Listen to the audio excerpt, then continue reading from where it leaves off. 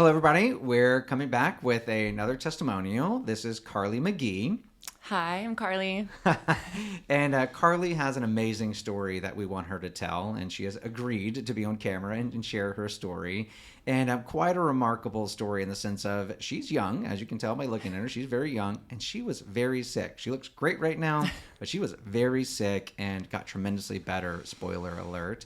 And we want her to tell her story because we feel like so many people out there have similar stories and just don't know what to do. So Carly, this is not supposed to be the Oubre show. This is supposed to be the Carly show. So tell us a bit about your story. Like, where were you before you came to see us? What was happening? Give us as much of the story as you're willing to share. So a couple of years ago, I can't pinpoint exactly when, I started getting sick. And I started having really bizarre symptoms, but nothing really connected. Mm-hmm. So I thought, it was respiratory here. It's some weird thing over here. I attributed a lot of different things. So then I realized something's not right. Like, I'm really unwell, but none of these symptoms, you ask Google tells you. Google actually told me that I was a hypochondriac at one point. Wow. Yeah, and So I was like, maybe they're right. Because nothing made sense. And then things got worse and worse. I stopped being able to walk, and lost movement on the left side of my foot and my face. And that was really, and that's beyond hypochondriasis. You knew something was wrong. Other people could see that your face and feet were not moving, or foot. Yes, foot yeah, were not moving. You were having trouble walking. And Carly, how old are you? I'm 31. And this all started just like 2 years ago? Yeah, about a year ago is when things got really bad. That's when it started with my ankle joint, my left ankle, and I couldn't walk on it anymore. Started with a brace, went to a cane, went to a walker. And before I found you, we were debating on renting or buying a wheelchair. Good grief. And by the way, she walked in here of her own accord. No walker. Yeah. No cane. Yeah. Well, talk about how vibrant of a life you led before that. You were like super. Jumping out of planes. Yeah. Oh, yeah. Literally skydiving, skydiving. Yeah. The whole shebang, 10-mile hikes was nothing. And yeah. So how quickly was the decline? It was pretty fast. I went on a vacation with my boyfriend and his family last year in July. And as soon as I landed, something just wasn't right. I was sick the whole trip. I started... Gosh, last July, because it's only March right now. So that's not even a year. Yeah. Okay. And that was really the start of the decline. I was just so sick. I was getting like mouth lesions, just these crazy symptoms. My symptom list is pages long. Yeah, it was. Yeah, it was. And I just, the general feeling of like not being able to function properly, I can't really pinpoint what it was. And then when we got back, started the really intense joint pain, and then what I call fire skin symptom from the back of my ears down to my toes. It felt like my whole entire body. It was not on top of my skin, but like underneath. I couldn't, I would tell people my veins, my blood felt like they was on fire and like swords running through my body. It was the craziest pain I've ever felt. Tell us about how that made you feel. I mean, I can only imagine at 30 having all these things after jumping on a plane and doing all the crazy things you did. Like, what were you thinking? What kind of mood were you in? Honestly, I was scared because nobody could figure out what was going on. All my tests that they were running were coming back pretty normal for the most part. And looking at me, I looked pretty healthy until I lost ability to walk. But at that time, I looked still pretty healthy. And so they kind of shrugged their shoulders. And I was worried that nobody was going to figure out what was wrong with me before something really bad happened. So I was scared. Yeah. And how many doctors had you been to before you ran into us? Roughly. I know you saw a bunch, but... I had a team of 10 at UT. And before that, I don't even know, at least another 10 probably, if not more. How many doctor's visits, ER visits did you go to, just estimating? Between July and the beginning of October, it was 11. Hospital, they were admitting me multiple times. They really were admitting me just to control my pain. They didn't know what to do. I was coming in screaming, crying with this uncontrollable pain. And, you know, sometimes even the strongest things they would give me still wasn't helping. And I was like, I'm still in pain. They're like, we don't know what to do with you. So And what were they giving you to try and control the pain? Dilaudid, morphine, and that still wasn't working. And I think most people know morphine, but It's a lot of people don't know strong. what Dilaudid is. Yeah, Dilaudid's kind of the king of the jungle as far as narcotics go. And I remember at one point you got accused of narcotic drug seeking, right? So what happened there? I'd come in the middle of the night. Actually, that time had an ambulance take me, and because I couldn't find a ride, I couldn't get there by myself. So I came in an ambulance, and they had given me a lot of, I think it was 2 doses of morphine, and I'd fallen asleep. Well, I woke up from the pain, and I told them, like, I'm still in pain. They were like, well, you fell asleep, so you're not in that much pain. I'm like, no, you just gave me enough pain meds that made me fall asleep, but I'm still in pain. And I'm in tears. I'm telling them, like, I just please help me. Like, I don't care about the pain meds. Like, give me NSAIDs. Like, just give me something that will help. And that's when I started recording, and they really didn't like that. So that didn't end. I left in pain that day. Yeah, you were recording. So tell us about why you were recording, because it wasn't to get anyone in trouble. This is a cry for help. I'm actively seeking help. If I didn't understand what was going on fully, I was in so much pain, and I didn't know if I was in the wrong or if somebody else was in the wrong. And that's why I wanted to record. Right. You know, after reviewing the footage, I don't believe I was in the wrong for seeking help at the hospital. No, you weren't. Nerve pain, so that's basically what it is, neuropathic pain, nerve pain, is just, for doctors, it's so hard to diagnose, recognize, sympathize, because it's completely invisible. Yeah. You know, you get your leg broken, where you got the narcotics open up, but nerve pain is something that most doctors just don't understand. I bet if we did a poll, I'm sure someone has, on doctors that believe in fibromyalgia, it's still not, people don't believe in fibromyalgia. They don't believe that you can be in tremendous pain, chronic pain, and not have something wrong. Yeah. Another pain diagnosis is complex regional pain syndrome, which is another one that if you ask doctors, many of them would say, like, yeah, that's just in the patient's head. I like to explain to people that our nervous system is amazing. It has many layers to protect ourselves. And so if you ever touch a hot stove and burn yourself, I guarantee if you go to look at that stove again and think about touching it, you're going to be able to feel the pain without even touching it. Yeah. Well, that's a neuropathic pain. Your nervous system is trying to protect you from touching that stove again. Hello. If you consciously can't make the decision, then the nervous system is going to take over and prevent you from doing that. And so what happens is, in these stories of neuropathic pain of what sort, basically the body's protecting itself but doesn't know how to. It can't fix itself. It's trying to protect you, but it's wrecking you instead. And basically the body's just been given the wrong tools and the wrong messages, and that's why it's going haywire. And that's what we're going to learn from you. We're keeping everyone in suspense. Like, what is Carly's diagnosis? Well, it's interesting you bring that up about the pain, because it's hard for me to talk about this sometimes, because I will go back to that feeling, and it's like, it's almost too intense for me sometimes to think about. Yeah, it's that memory. Our bodies have memory. Our nervous systems have memory. There's a whole book written on it. We reference it all the time. It's called "The Body Keeps the Score." I love that book. It's a great book. Deep book. But yeah, if anyone's wondering, like, why does my body hurt when it doesn't actually have any pain, that book will over explain basically. It will give validity to you, and also give you something to sleep at night, because it's deep. You will fall asleep. Okay, so we're getting a bit of Carly's story, a bit of her symptoms and things, and so tell us, how did you find us? This is a fun story. Well, my mom obviously was highly concerned with everything that was going on with me. And again, my symptoms list, I started keeping track when I didn't realize at the time these were flares, but when I started feeling really bad, I would track all of the symptoms, because none of them aligned. And I sent the list to my mom, and she sent it to you, and you emailed back. And you know, honestly, Doctor, but first I didn't believe you. That's what I want you to tell people. I want people listening that you thought we were witch doctors. Like, that sounds completely crazy. You just don't think that something that you can't see can make you so sick. So what was it, Carly?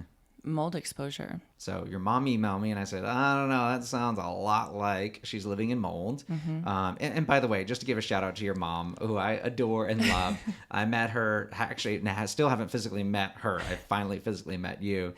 She helped me start my company way back in 2016. She was my bookkeeper for many years, did a fabulous job. And she was helping me before I paid her a dime. And I love her famous quote of, I asked her like, well, how am I going to pay you? And she's like, you don't need to pay me right now, but you'll know when you do need to pay me. And I think I made it like 3 months. I was like, Lana, I think I need to pay you. You must be Please special. Help me. And so she ultimately retired, which is why she's not my bookkeeper anymore, but just such a wonderful person. And why she believed in me, I don't know, because all she did was do my books. She didn't know anything, hardly anything about what I had done over time. I don't know if she was watching my YouTube videos or not, but... Yeah, I feel very grateful. And she's always says, she's like, I'm so glad you listened to me. If there's one time you listen to your mom, like, thank you. And I'm like, no, thank you, because I don't know where I would be right now. And it's honestly, it's really sad to think about if I didn't meet you. The path that I was on, I really was about to start writing letters to my family. Yeah. Because I didn't think anyone was going to be able to help me, and I didn't think you could be in that much pain and stay alive. Yeah. Unfortunately, we just saw, and we're going to pick your story up, but I just saw a new patient yesterday who's been sick with mold since 2018 and still sick, is barely working part-time. And that was her main goal, is like, I just want to be able to work full-time. She can barely take care of her family. And it's just devastating. And she's seen other functional medicine doctors, and to be sick since 2018 is 2025. That's 7 years of sickness. So I'm glad you found mold and found your treatment so quickly. So I do want to pick your story back up there. So your mom sent me an email. I responded back with, I don't know, it sounds like mold. And then what happened? My boyfriend and I looked at each other. After you thought we're crazy. Yeah, like what? And then, well, that was when the fire skin was really, really bad. And you guys said, if this is what we think it is, this glutathione infusion should help. And you guys said it would be pretty immediate. So I come in, I get the infusion, and I leave, and I'm a little discouraged. By the way, to give credit, this is actually Cerise's idea. Yeah. I didn't see you at this point. Cerise was seeing you. Yeah. You were in just tremendous amount of trouble, pain, and she suggested that, and you drove 3 hours to our office. Yeah, you can't find anywhere where I live that will give that amount of glutathione in one treatment. So yeah, 2,000 milligrams, just for everybody watching, 2,000 milligrams, which is a big dose. Most places only do about 600 milligrams. Yeah. We do 2,000 as our standard. We'll go up to 4,000 milligrams because people will get glutathione infusions and they don't know that it's different. And so, so you got your glutathione infusion. And then I was still in a tremendous amount of pain when I left. But that next day when I woke up was the first day I'd waking up from pain and tears. I would wake up crying every single day because I would wake up from the pain. If you cry, it was the first day. It was the first day I woke up, and I remember I called my mom. I called my boyfriend. I'm like, I'm not in pain. Like the fire scan. I mean, I was still in pain, but the main pain that was like, just the worst. Just giving me a really, really low quality of life. That pain.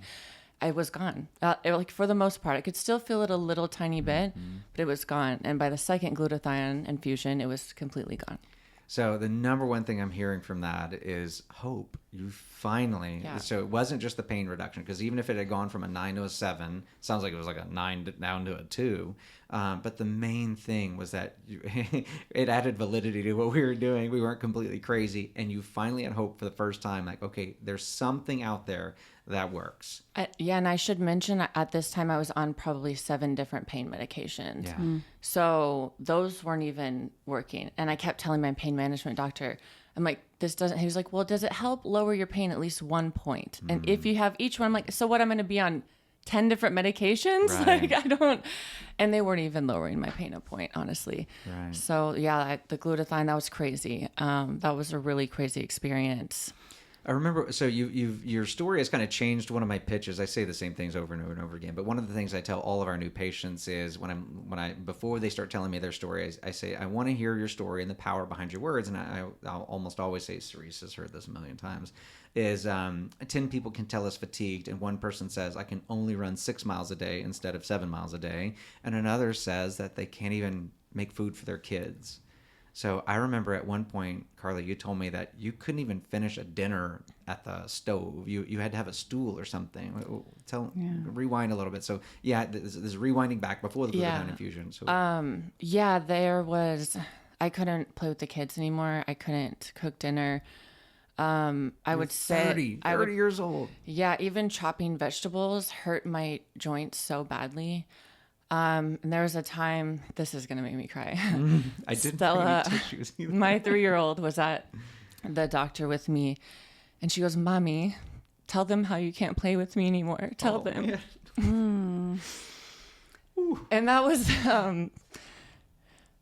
was when I was really determined to do whatever it took to get better. And I really didn't think it would be this fast. We didn't either. I'm grateful. But I do know that the reason I did have a turnaround also is because I put in so much work. Cerise tells me something and I took that tenfold. Yeah. I am like, okay, you say no gluten, I won't even touch it. So it did help. I think I have, a bit of knowledge and nutrition. So I think that did help. And you like to cook. And I love to cook from scratch too. So, that learning curve wasn't as high as I think it could be. But, there's resources out there that really can help teach anything, in 2-minute videos. So And I want, okay, Cerise is already scrolling her iPad. Okay, so I do want to spend significant time going over that because I think that's a great thing for you two to talk about. But so now we've let the cat out of the bag. It was mold, so mold exposure. But I think you said this before the camera came on, or maybe you said it during, but the whole idea that you couldn't see it and you couldn't smell it. And we tell people this all the time. We shout it from the rooftops and just not enough people know. So tell us, was this mold exposure, did you know it? Did you see it on the walls? Did you have any idea you were even in mold to begin with? No. And, in hindsight's 2020, there was one time I left my house for about 2 weeks and I come back and in my bathtub, there were little specks of mold and I cleaned it. I thought maybe I'd left something in the bathtub that created mold. I don't know. But I'm like, if I didn't clean as much, maybe I would have seen the mold. It was behind the walls where you can't, I clean my bathroom weekly. We have a toddler, so we're cleaning constantly. Right. And I never saw the mold that one time, but I didn't think anything of it. I thought maybe I just left something in the bathtub. So you got this crazy sick, and you don't know of any water damage in that place. Like you didn't have a water heater explode, an HVAC system, and you never saw a drop of water. You never saw mold in your home, and you were super sick. Nope. Yeah. Now, my memory is not the greatest as it was months ago, but I think by the time you finally saw us, by the time we actually had our sit down, you had already moved out of that place, right? Yes. I had just recently moved. I was probably a month into the new house. Mm-hmm. And the new house was, I don't remember, was it new? Because y'all are still living there now. Yes, and we got the mold test. Just in case. Yeah, because we always do that. Like you got to test whatever environment you're in. Oh, after I knew it was mold, I'm so crazy about mold now. Me too. We've had 3 exposures in our house, and I've gone crazy. Yeah, even if a food molds in the fridge, I'm like, I won't touch it. Yeah, I'm like, I can't get close to that. Mycotoxins can't near that. No. Okay, so you had moved out of the home. That's the number one thing for all mold exposures. We tell people it all the time. Unfortunately, no one really believes it until they do it themselves. So yes, you did have a rapid turnaround. Yes, glutathione is amazing, but ultimately what I'll give more power to is the fact that by the time you did the glutathione infusion, you were out of the home for a while. Yeah. Yeah. And I'm grateful that it lined up like that, honestly, because it's not easy to get up and move. No, especially when you don't see it. I was lucky that I was already planning the move. And I'm lucky my new house didn't have mold. Correct.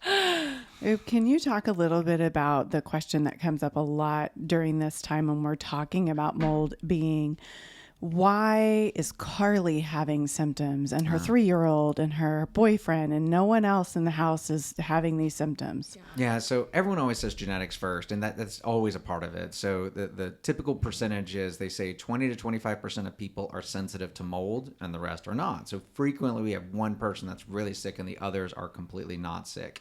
So yes, genetics plays a role in that, but really previous lifestyle matters too. So if you got 2 adults in the house and one's been like a cerise all their life and eaten eaten a lot of vegetables and been really healthy and exercising and doing all the right things, and the other one is eating McDonald's and French fries and all the junk, then obviously the one that's got poorer lifestyle has poorer detox and is more likely to get the symptoms. The proverbial toxin bucket is full of McDonald's, and then you added mold on top and it overflowed, and now you're sick.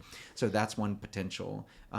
That's mainly the two potentials, is kind of genetics and lifestyle. And not only just lifestyle, and we pick on McDonald's all the time, but maybe Carly grew up in a moldy home as a kid and didn't know it, and that filled her toxin bucket, not enough to get sick, but her bucket was already kind of partially full, and then this newest mold exposure is the one that tipped her over the edge. So yeah, we look at our lives as that bucket of accumulation, and so you don't know. I ate plenty of Pop-Tarts and pizzas in my life and stuff, and luckily I made it to my 30s before I had many symptoms, but now I reverse all those, it's all gone. So yeah, that frequently makes people feel crazy. We've seen husbands, wives fight and fight and fight over mold, and it's typically the stereotypical one is the wife has more symptoms. I don't know why, but women seem to be more mold sensitive than men, and so the wife says they're mold, and the husband comes back and says, no, there's no mold in the house, I've looked. And like you said, Carly, you can't see behind walls. So if there's a water leak, and like I said, we've had 3 mold exposures, and I'm a mold doctor, and it took me way too long to find it, and I know the symptoms, I know what to look for, and still struggle to find it. Now I'm monologuing since you gave me the question. Well, It's yeah. the Carly show. Yeah. I just wanted to point that out because a lot of people at this point are going to ask that question, like, why her and not anyone else? And yeah. So I do want to say though, my daughter actually was getting symptoms, and it was something so unrelated that we didn't even think about it until actually 3 months into working with you guys. And I texted her dad, I'm like, do you think that because the mold, like that's why she was getting these symptoms? And he was like, oh my God, probably. So yeah. But again, her symptoms were not the same as mine at all. So we just attribute it to completely different things. Yeah. One person may get eczema, another gets diarrhea, another gets breathing disturbances. Yeah. Mold is the great distractor and mimicker. It's going to light up your own genetics, and whatever your problem area is, we're going to get it. So we say 25% of people are sensitive. I tell people that 100% of people are sensitive. You just may not know you have mold until you have that first heart attack or that cancer or that dementia or whatnot. And that was a mold symptom. You just didn't have the fatigue and skin fire that Carly did. And the mental symptoms, The brain fog. the brain fog, the ringing in the ears, the sensory overload. I remember one time at the worst, I was at a restaurant with my family, and I remember telling my mom, like, can you stay here with Stella? Like, I need to walk home. Like, I can't handle the restaurant. And she's like, okay. Are you all right? And I'm like, no, I'm not okay. But I thought I was really going crazy. Yeah, and it's similar to autism. That's what a lot of autistic kids are. We call it sensory overload, where you just can't handle the sound, the noise, the talking, the whatever. And so a lot of autism is actually contributed to by mold. Wow. Autism is reversible. We've seen plenty of cases. I know, shocker, not shock to us. We've seen plenty of cases of autism reversed because their toxin bucket's just full. Mold, heavy metals, chemicals, pizza, food dyes, all the crap. So yeah, that's also reversible. Well, yeah, my lupus stuff, I felt like that coincides with everything mold related. Yep. Mold has tons of symptoms and none spell mold. That's what makes people feel crazy. Yeah, no, literally, I mean, if I didn't find you, I would have probably been like, yeah, it's me. I made this all up in my head, and I have some severe mental illness that makes me think I'm in a lot of pain. Like, because that's what almost every other medical professional is telling you, that they don't see anything, and they kind of look at you like, and at some point you have to acknowledge, maybe I am the crazy one in this relationship. Exactly. And at some point, after so many people tell you you're crazy, then you're like, okay. And also at that time, my blood work, I wasn't coming back ANA positive. All my blood work was really coming back fine at first. Then because they weren't testing for mold. Yeah. And it was actually interesting. I had another doctor, review your paperwork, and they were like, you know, some of this is functional medicine. I don't really know how to read this. And I was like, yeah. I think you should maybe learn. Like, I didn't say that, but I was silently judging in my head. No, they should. It's out there. You have no excuse in today's society. Ask ChatGPT now. If you're not sure, learn. I definitely want you guys to hit the nutrition button, but give people an idea of us crazy witch doctors. Like, okay, yeah, you got out of the mold. Yeah, you got a glutathione infusion. But what were the other things that we asked you to do that sound like they have nothing to do with mold, but they do, and it works? Some pretty strict diet regimens. No gluten. Mm-hmm. Well, actually, y'all put me on gluten reduced, but I found that cutting out gluten completely really alleviated a lot of my symptoms. High fiber and vegetable fruit diet. What else did you guys tell me? We gave you a bunch of supplements. Yeah. Oh, let's go over that. Because it's real. That's a whole video in itself. My regimen in the morning takes about 25 minutes. I have all my supplement pills and then all of my smoothie and my biocidin right now and biotonic. So those are droppers. Yeah. And then I'm not even done yet. Yeah, I know. I have a Gotta tell people shot the truth. weekly. Yeah, it's a whole thing. But honestly, without that, I'll take it like clockwork because without it, I don't believe I would be sitting here laughing, joking, walking in with you guys right now. What was your opinion on supplements and all this nonsense before you met us? Be honest, Carly, you're on camera. Supplements are okay. I couldn't find a supplement container that would fit all the ones that I needed to take. But I did know it's not like you just threw these at me. You took my blood work. These were specified for me. So I knew that these were things I needed to take. Do I have to use 2 containers? Yes. Not forever. But that's okay. And it was a lot to get used to. But, like you said, you were like, tell me what you're going to do so I can tell you what is the most important. Because if you're not going to do all of it, I want you to at least do what you will do, like the most important things to get you better. Exactly. And, the shake was probably the hardest one. Which is funny because some people love it and we can't get them off it. They're like, no, I just like it. It's a now treat. I like it. Okay. It's weird. It's your body says, ooh, this is good for me. So Yeah, I like my it body's now. like, this is nice. Yeah, so I think I've Okay. acquired a taste for it now. Okay, good. So I want y'all to go down the nutrition route because you like cooking and people are so scared to make nutrition changes. And Cerise, your turn. Yeah, no, I don't blame them. Let's go back to that gluten reduced thing. Like, yes, when we're working with a patient like yourself that's dealing with a lot of what we will call brain inflammation, which is why glutathione works so well for you, we're looking at it and going, we've got to manage the ask that we're going to talk to this patient about. So did I want you gluten-free? Absolutely. Was I going to She's a little trickster. Was I going to throw that completely at you? No, but I needed you to see the power of at least getting gluten reduced. Yeah. So talk a little bit about that. Like you talked about the consistency of your supplement changes. You've got 3 kids. You had a busy life. You still managed to make some big nutrition changes. So give us an idea of how you even grasp that at that time.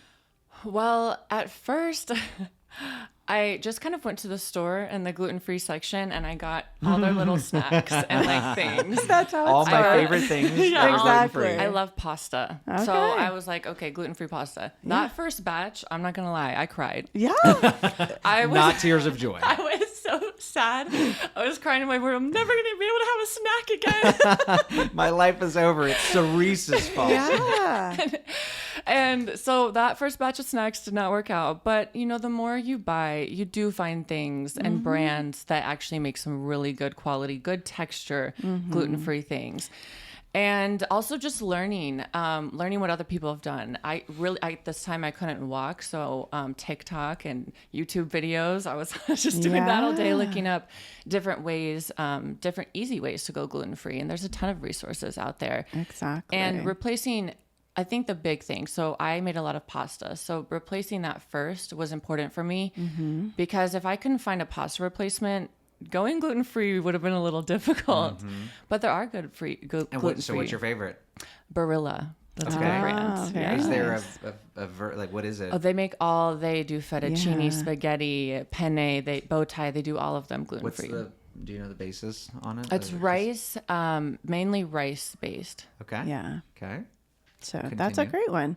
What surprising food triggers or sort of intolerances sort of showed up for you in this process that you were surprised by, that were like, oh, geez, when I eat that, I actually do feel different and it was something that was in your diet consistently before, and now you sort of recognize it as a trigger.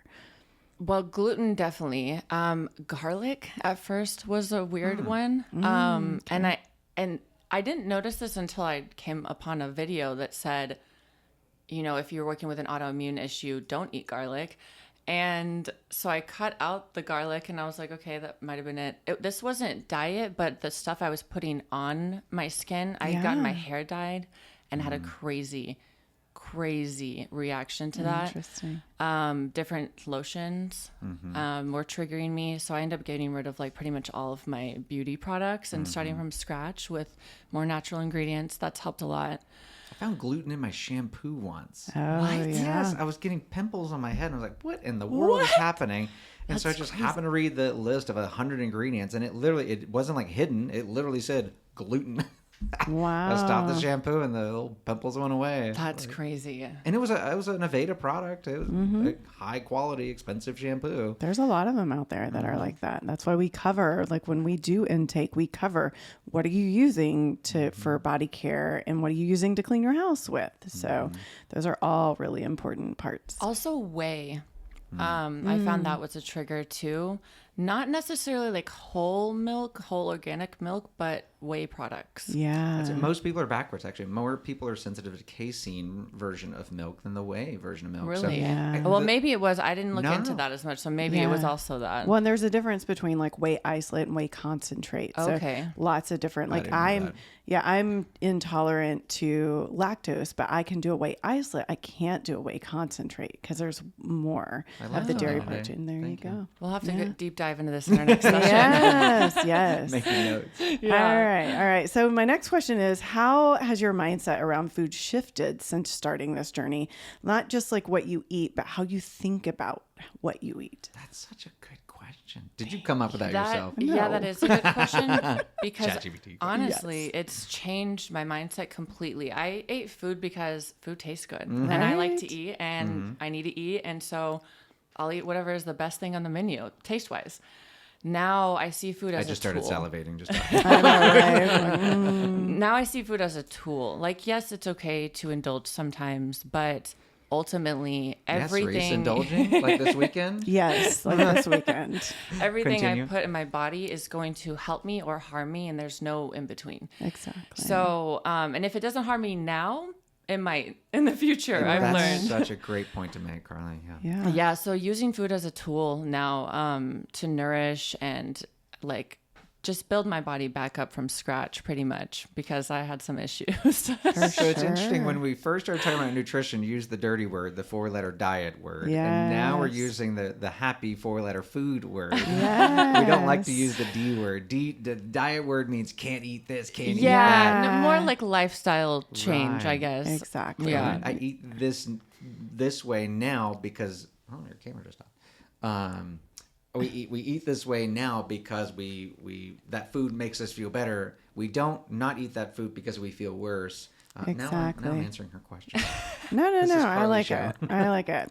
Well, my last question for you is you mentioned at the beginning that you really wanted to help other people that might be realizing they might be on this journey now as well. And you're incredibly dedicated. So what would you say to another mom listening right now who feels like there's no way that she could make these kinds of changes? Another good question. That is a really good question. roll.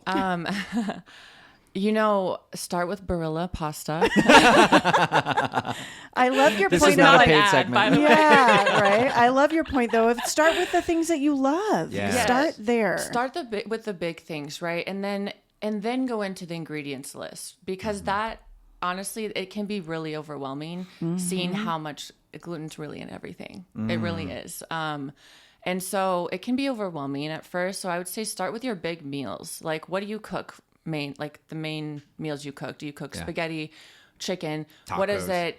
Can you replace the noodles with rice? What can you do? Can you replace with gluten-free pasta? What can you do? Chickpeas, whatever. What can you do to replace this? and make it gluten-free. And that way you're not coming up with completely new meals. You're already cooking what you normally cook. You're just replacing that gluten. I think that's an easy way to start. And also, you're not crazy. I want you to know that. There you go. I love it. Love it. Love it. Okay. Come on, question giver.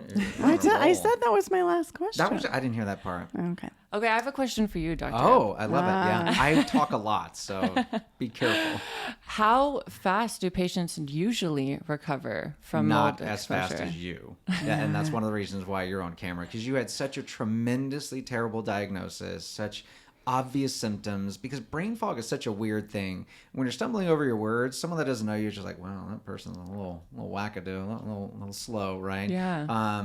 Your family notices the difference, but that one's harder to explain. Yours was physical. Yeah, the fiery skin, no one could really see. But you walking into our office with a walker at age 30, when you had previously been jumping out of planes, that's wild. And to have such a fast turnaround was just an incredible part. So the good news to your story and why you had such a fast turnaround, I mean, we're not God, we don't know everything, but the idea was that by the time we had met you, you had already been out of the mold. So your body was already trying to detoxify. And then we gave you the tools to start detoxifying, start eradicating it, and rebuilding your system. And add in some kind of, I'll say lucky genetics. You kind of had unlucky genetics in the sense of you had mold, right? And sensitivity to mold. But then you got better so quickly, saying that you probably have good detox genetics. You just had a really bad mold exposure. And anytime you have neurological issues, so you mentioned like the nerve pain, the weakening, that every time 100% of our patients that have those types of symptoms, real nervous system symptoms, it's always a black mold. And in medicine, we never say always, but 100% of our patients thus far, and I mean, I'm still young in my career, so maybe I'll have a 99% at some point, but 100% of our patients that have very real nervous system changes always are in a black mold environment. The black mold is called Stachybotrys chartarum or something like that. And the type doesn't matter. It doesn't matter. You just have to get out. But when you have severe neurological problems, it's always black mold. There is a second black mold called Aspergillus niger, but I say second place, but he's really a distant second place. That one won't kill you. The Stachybotrys is fast, it is aggressive, and it is obvious when it happens. When we see a Stachybotrys patient, we can diagnose them from their paperwork. We can diagnose them. In fact, my wife's gotten a little overly confident. She does all her new patient coordinating. And frequently she'll say, this patient's coming to see you, but I've already told them to look at mold in their home. They're already planning. I'm like, okay, honey, thanks. I love it. She's the best. And so it's that obvious when you see it and when you know it. In medical school, we're taught a funny little conundrum. And they say, if you're in a safari looking for a lion, but you don't know what a lion looks like, how are you going to find it? So to your point earlier, where you're showing a doctor a lab that went to medical school, and he's saying like, wow, that's a functional medicine lab. I don't know how to read it. Like, you don't know how to identify a lion, but you're out there looking for lions for your patients. Your patients are trusting you to know what a lion looks like, and you don't even know what it looks like, and you don't even have any interest in finding out. That stuff irritates me. We as doctors have a duty to constantly be learning. So any doctors listening out there that aren't doing it, yes, you need to be learning. What are these things that I need to learn? That doctor's not crazy. We've got a patient in front of us that had a remarkable turnaround where conventional medicine completely missed it. She had over 10 doctors looking at her. I refuse to believe that all 10 of them were stupid. They were just never taught what a lion, i.e. mold, what mold symptoms look like. Yeah. So they missed it. And to reverse my story, I didn't know what mold symptoms were. We didn't start treating mold until 2018. And I was a functional medicine doctor at 2016, 2015. So you got to start investigating. Mold is all over the place. And I think that I'm done rambling on that. I still have your email from when forwarded from my mom, and you said, I'm 99% sure, and it was just my symptom confident. list. You said I'm 99% sure that this is black mold exposure. And I'm like, what? I don't even, there's no mold. I don't see it. Yeah. But there was mold. Yeah. And we did, you had already gotten out of that place. So you had never tested or anything, right? We never confirmed it. We didn't test that place because I already knew based on that one time coming back into town and there was mold and studying how mold works invisibly, I knew that is what it was. So I didn't feel the need to test that place. But we did test our new home just to make sure. Always. Yeah. I test my home every year. I was like, what are we going to do if it's, we just moved in a month ago, but luckily everything was good there. A mold card is a free get out of lease card. If you That's- own it, Yeah. that's a different deal. That is but, what I heard. Yeah. So we help patients get out of leases all the time because That the is landlord awesome. doesn't want to do. Anyway, that's a whole other hour-long segment. I had a question there, and now I just forgot. Darn. Oh, nope, lost it. Anyway, so I've got some interesting questions. We all use ChatGPT now, so I've got some good questions for you. And so you kind of asked me how long it takes patients to get better, and the usual answer is it does take months. Our usual promise to do the short version to all of our patients, especially the mold ones, because they're so easy for us to fix now that we know, is in general, in about 6 months, we promise our patients that they'll be 50% better. Now, there's some asterisks and stuff to that in the sense of like, well, if it takes you 6 months to give up gluten, you're not going to be 50% better. If you're living in mold for 6 more months, you're not going to be better in 6 months. So our general rule is if you do everything perfectly right that we say, and there's no hiccups like weddings and Christmas and all that, then yeah, you can be 50% better in 6 months. It might take longer, but that's our promise to our patients. Every one of our patients gets better and 50% better by that point. And if not, we always tell them, like, you're living in mold and you don't know it. That's the only reason you're not better, because our treatments work. And it's not just our treatments, like we have something special. The functional medicine paradigm, when done correctly, i.e. the way we do it, it always works. So I've got kind of questions. So on that same monologue point, how long did it take you to get better from when? And we don't need any lies. We don't need you to glorify us, No. although your story makes us look really good. But how long did it take for you to feel better? Because you said you started really noticeably getting sick in July. It's March now. What's that? Am I bullying you out with my chair? Sorry. I do want everyone listening to know that I am not 100% better. So Yeah. I do want to specify that, Please, be but honest. I would say probably 70%. I mean, most of my physical symptoms are, they were a 10 or like a 2. And now it's really mainly the brain fog, pretty much that and the joint pain, but Which is good for you to say that, Carly, because I mean, I'm looking at you, I'm watching you. I wouldn't know anything. Your Yeah. brain's working, your speech is Thank fine. you. So Yeah. you notice it though. You know what you're capable of. oh yeah, it's funny. Sometimes people will say things and it'll take me a couple seconds. It's like a dial-up internet. You're too young to know about dial-up. Don't get And that was mad. our first computer. Oh boy. But yeah, so I would say the turnaround happened about 3 months. Yeah, being on the regimen, pretty strict. Maybe even less than that, maybe 2.5. I got off the walker and I only needed it a couple of times. And like I said, when I met you guys, we were about to invest in an electric wheelchair because I wasn't getting better. I was only getting worse. And I stopped being able to use the walker because then my hands and my elbows and shoulders started getting super painful. So I couldn't hold myself up on the walker. And And wait, I want to pause. yeah. Please. What did you just tell me when we got in here? You did, was it yesterday? Yeah, this week I ran for the first time. Whoa. Fun. I didn't hear this. Yeah, you were doing something else. Yeah. Yeah, I ran. It wasn't far, but I ran. Yeah. Wow. And I cried. Yes. I'm already kind of emotional anyway. should. I'm running and it's outside in a grassy field and I just have tears. I'm so happy. I couldn't, and I'm not a runner, by the way. Like, I don't like running, but the fact that I could. Yes. I could run. I can run again. Like, oh What my a simple goodness. request. Yeah, it's awesome. You take those things for granted, really. I'm so grateful to be here now. Yeah. And yeah, I'm run, and I don't take any pain medicine anymore. With the Biocidin, a little bit, I've had to take a Tylenol here and there, Yeah. but going from all those pain meds to nothing now, beyond grateful. What was your family's reaction to your rapid recovery? People watching you and like, wow, she got sick. That was really weird. I'm sure your boyfriend was like, whoa, can I stick with this? What's going to happen? So what was that like? The UT team was offering my boyfriend counseling because they were like, we don't really know that things can be really hard. They obviously saw me not getting better. So, yeah. And it was crazy how much better I got. And he's like, are you sure? I was like, I don't think we need to bring the walker today on this. We're going to the store or something. And I was like, I don't think we need to bring the walker. And I was still, just as a couple of weeks ago, I had to stop using the carts, the electric carts inside the stores. There goes the brain fog. It's still real.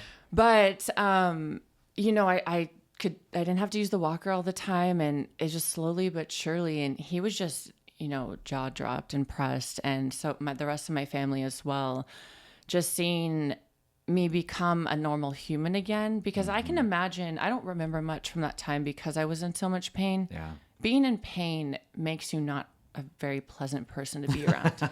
If you're nice in way to say immense it. amount of pain, exactly. I mean, you're not super happy, so I can imagine how hard that was on my whole family. So I can imagine how happy they were to see So they're me. glad to have you back. Yeah, I'm becoming normal, happy. And I remember telling you guys, I was like, I've lost my light. I remember telling you guys, like, I'm not myself anymore. But I am. Again, I'm back today. So Good. yay, for the most part. So I think you've answered this already, but just to see if there's any other answers. So looking back, are there any warning signs or red flags that you wish you had noticed sooner in someone watching, identifying with you, what they should identify and acknowledge sooner so they don't end up as severe of a case? Honestly, if your symptoms don't make sense, that is kind of, I think, a telltale sign. If you have all these symptoms and you're like nothing pinpoints one direction, I mean, look at mold. I would just highly suggest that. Yeah. Use the ERMI test. That's our plug. ERMI. You can buy them. Yes. We use Liz Biotech, Dust Test. Plenty of companies doing ERMI. We're running out of time because I've got a 10:30 patient. Yeah, so it's worth the couple more investment. That's what I was absolutely. saying. How has this journey changed your perspective on health and medicine? What did you believe before functional medicine, and what do you believe now? Oh boy. I mean, honestly, it's changed my whole perspective. Like I said, I couldn't see what the mold was producing, these balloons, these mycotoxins. Like you can't see that. So just believing in what you can't see, and it is real, it can make you really, really sick. And the power of nutrition and, doing things the natural way, because they gave me every pain medicine and everything they could at the hospitals and UT team. They gave me everything they could think of, and it still didn't help. Smart doctors. They honestly, and shout out to them. They really did try their best. Like, again, they were looking for lions and didn't know what a lion looked like. Oh, stealing mine. Yeah, I said like you said. Yeah. Quote, Dr. Oop. So speaking on that, so what would you say to traditional doctors who overlook mold toxicity as a diagnosis? If they were listening right now, what would you tell them? Please consider it in your day-to-day practice. Like, please, because people are really sick. They have families to take care of, and it's not a joke. People's lives become really, really low quality when experiencing something like mold exposure. Symptoms, I guess I should say. All right. So to finish up on a more positive note, I got two more questions for you. Yeah. How do you feel today compared to your worst point? I know you've said it already, but more of a summary. Like, how do you feel today compared to your worst day? Night and day. It doesn't. I see it. I almost see it from like looking at a different point of view. I see it from a different perspective. It almost doesn't feel like me anymore because it was just it's such a night and day difference. Mm-hmm. If you could sum up your journey in one message to anyone listening, what would it be? Don't give up on yourself. Amen to that. Yeah. Keep seeking. If you don't think a doctor's listening to you, try another one. Agreed. And definitely consider functional medicine. You have to. You have to. You have to. Yeah. And I'll add to that. Unfortunately, don't consider the first functional medicine doctor as all equal. It is the Wild West out there. There's no regulation in functional medicine. We're one of the experts, if I can self-promote ourselves. But there's a lot of functional medicine doctors that are unfortunately still learning or stuck in a niche, and they're just doing the same thing for every person. And humans are unique. Everyone's different. So they need a unique perspective. So even if that functional medicine doctor didn't give you an idea, look for another one, because I guarantee you, our typical saying that I've said a million times around here is, if you accumulated something in your lifetime, you can unaccumulate it. If you're born without a right arm, you're probably not going to grow a new one in functional medicine, right? But if you acquired the inability to walk, if you acquired fiery skin, if you acquired all these symptoms Carly's been telling you about, you got to find the cause. And if you find the root cause and you reverse that root cause, it just goes away. The body doesn't want to be sick, and it has, and as Carly has promoted, an amazing ability to heal when given the right tools. Yeah.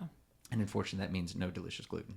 And I just want to say thank you to you two. And I know y'all told me not to do this, but I have to shout y'all out because I wouldn't be here today without the help of you both. So thank you so incredibly much. And I know my family thanks you too. You're very welcome. Thank you for trusting us with your health, your Yes. most prized possession. And shout to your mom. Thanks for helping with bookkeeping so many years ago. If it weren't for her, we wouldn't be here with you. Definitely. Yeah. Thanks for sharing your story, Carly. Hopefully this makes an impact on someone, and it will. It takes a lot of vulnerability and guts to say that I was about to invest in an electric wheelchair. Yeah. That's not something that you can be proud of necessarily, but you can certainly be proud of all the work you've done. And we've asked you to do some pretty crazy things, and you've jumped in. Yeah. I'll do anything you guys ask now. Seeing the results, whatever you say. Good. Well, thank you so much for your time, Carly. We appreciate you so much. Thank you so much, you guys. Thanks.